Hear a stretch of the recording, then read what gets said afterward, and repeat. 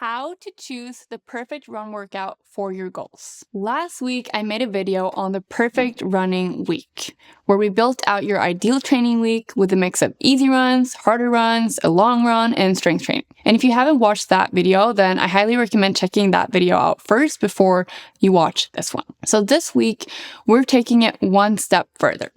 How do you actually choose the right run workout for your goals?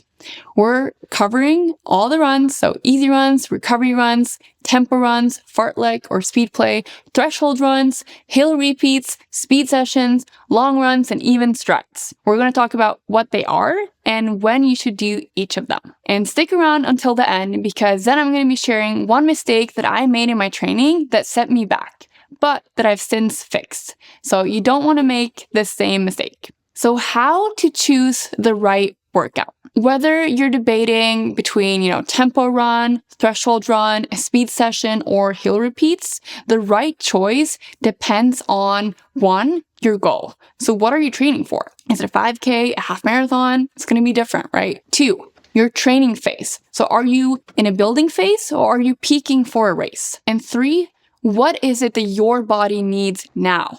Are you building endurance, speed, or strength? So now let's go over all the runs. The first run we're going to talk about is tempo runs. So tempo runs is really to build sustained speed and endurance. And when should you do them? So I highly recommend doing tempo runs if you're training for a half marathon or a marathon. I recommend doing them early to mid-training cycle because it really helps with that aerobic efficiency and running at a faster pace for longer. So the goal with a tempo run is really to get super comfortable with holding a steady, slightly challenging pace for an extended time. Like I said before, the tempo run is going to be best for the marathon and half marathon distance. And it's perfect for runners preparing for threshold efforts later in their training. 2, threshold runs. You guys know I talk a lot about threshold training and I do a lot of threshold training myself, and that is because threshold improves speed endurance. I highly recommend doing them mid to late training cycle when you need to push your limits. So if you're feeling like you're hitting a wall during races, I can guarantee you threshold runs are going to be your best friend because they help you clear lactate more efficiently. So the goal is going to be to hold that faster pace for extended periods. And that's why it's perfect for the 10K, half marathon, and the marathon distance. And really anyone needing to sustain their ability to hold a high effort for longer. Now let's talk about speed sessions. So speed sessions increases top end speed and running economy. When should you do them? Speed sessions are honestly great for everyone, but especially for someone who's training for the 5K or 10K, where speed is obviously key. I recommend doing speed sessions early in a training cycle to improve neuromuscular efficiency. And if you're stuck in a plateau and need to unlock more speed. So the goal with speed sessions is going to be to increase turnover, leg power, and efficiency. And to give you some examples of speed sessions to do, I'd say 200 meters, 400 meters, or 800 meters at 5K pace or faster. So these are going to be best for shorter distance runners, but still distance runners, and anyone who wants to feel sharper and faster. Next question. How often should you do speed sessions? So a golden rule is to never stack too many hard efforts together.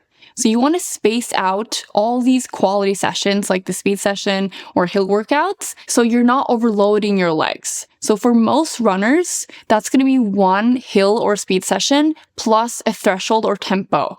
That's like a solid balance. And this I'd say is for someone who's running 4 to 5 times per week.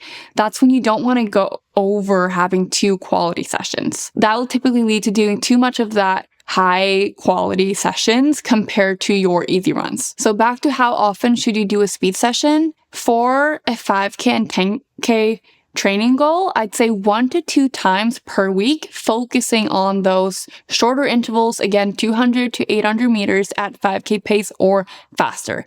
However, if you're training for a half marathon or marathon, I'd say 1 time per week or every other week with longer intervals at race pace or slightly faster. Now let's talk about hill repeats. So hill repeats or hills, that's really to build strength and power.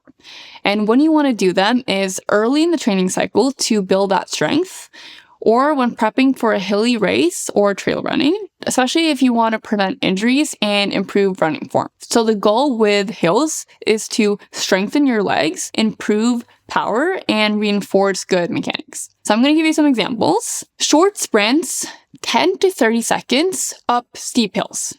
I typically would say for a longer climb, 3% incline is like a good rule of thumb, at least for what I would normally do. And it's really best for all runners, especially if you want to get stronger and more resilient. And next question is, how often should you do hill repeats? And that's really going to depend on the total of your quality sessions. Again, this golden rule is that you never want to stack too many hard efforts together. So you want to space out your hill repeats and speed sessions so you're not overloading your legs. And for most runners, one hill or speed session plus a threshold or tempo run per week is a solid balance. Because I know that there's a lot of, different workouts to do, and it's very easy to feel like you have to do all of them. And that's really not the aim with this video. The aim with this video is just to explain all the different runs and give you an idea of how to structure a mix of them all, not for you to do all of them at the same time. That's just setting you up for injury. So when to do hill repeats? I'd say for a base phase, early training cycle, I do them once per week max to build strength, power, and good mechanics. And mid-cycle for specific race prep, I'd say every other week or so as needed, depending on the demands of your race. It's going to be very different, right? If you're training for the Boston Marathon with rolling hills versus a completely flat marathon. And then during the taper phase, I would honestly just eliminate hills altogether. Next, we're going to be talking about easy runs. Easy runs are honestly your secret weapon for endurance and recovery. And when should you do them? Throughout your training cycle, like all the time. These should be the majority of your runs. That most of your weekly mileage should be easy runs. So the goal with the easy runs is to let your body adapt to training without additional stress. This is why it needs to be easy. And easy runs improve endurance, increases aerobic capacity, and keep your legs feeling fresh. A pro tip with easy runs: if you feel like it's too easy, that's probably a sign that you're doing it right. When I started doing easy runs at the correct intensity, I almost laughed by how slowly it was going. And I'm a relatively fast runner. So really there is, in my opinion, no such thing as going too slow. So who is easy runs for? Honestly, easy runs are for everyone, all runners. They are the foundation of your training. And the sooner you realize this, the faster you're going to get, because the more you're going to be able to run. It's just the truth. Recovery runs. So recovery runs, they're also called shakeout runs. They're really just to shake out the legs. But the key here is to be super careful because it is a recovery run. So it's not meant to add additional stress to your legs. And when to do them? After a race or a hard workout, but only if the legs need movement. So they're used as active recovery, not to add extra training stress. So the goal is very short, slow running that increases blood flow without adding fatigue. So as far as pace goes, they're going to be slower than your easy run.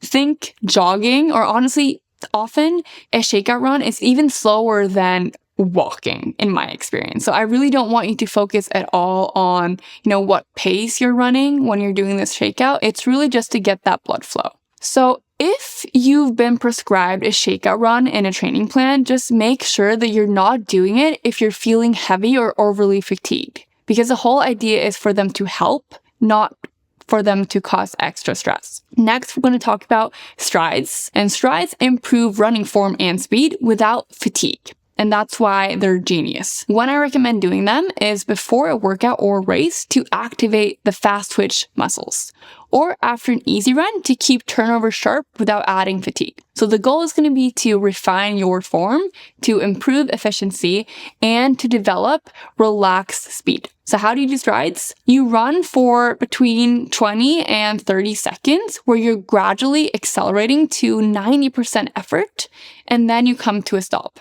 And it's important to take full recovery between the reps, so walk or stand. And they're honestly best, again, for all runners. Strides are just an easy way to maintain speed without the extra stress. Okay, so now we're going to go through how to choose what workouts. I'm just going to give you some practical tips. 1, you want to assess your goals. So are you training for the marathon, the half marathon, or are you training for the 5K or the 10K? So if you're training for the marathon or the half marathon, focus on tempo and threshold runs. If you're training for the 5K or the 10K, prioritize speed sessions and some tempo runs.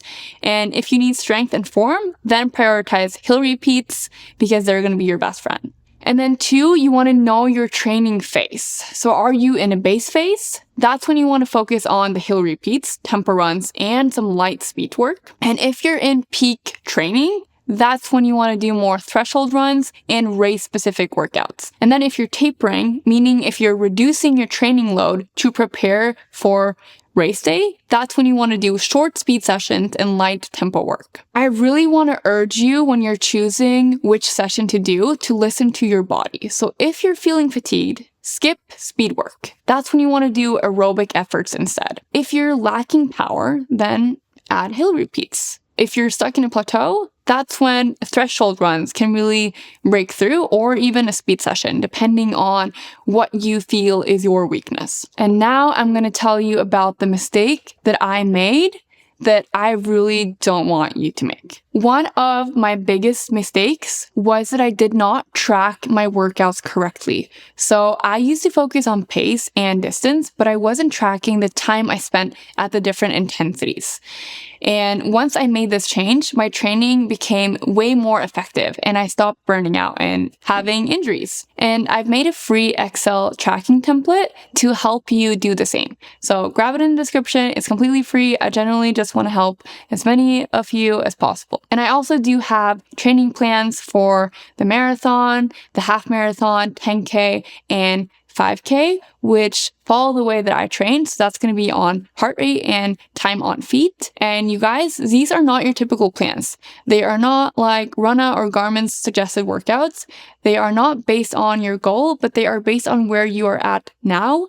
And they teach you how to control intensity correctly and increase how much you are running. So total running load and quality sessions. And this way, you're not forcing paces, but you're setting yourself up for long-term consistency in the sport.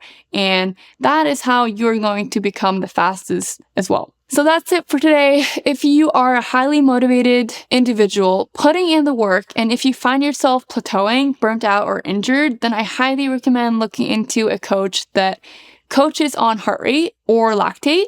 And if a coach is too expensive, I highly recommend following a plan on heart rate and time on feet, because that is going to be your key to unlocking your full potential and finally being able to run as much as you want to. And I could honestly not even imagine running over 80 kilometers per week. And I'm now running 140 kilometers per week in double threshold sessions. So I am living proof of that this works. So don't believe those who tell you that you just aren't cut out for that type of mileage, because really, truly you are. Let me know in the comments, what's your next race and which run you need to focus on the most. Like and subscribe for more smart training tips, and grab my free tracking template in the description. And if you want to run with me while I explain how to execute my session, then check out my latest run, a double threshold workout right here.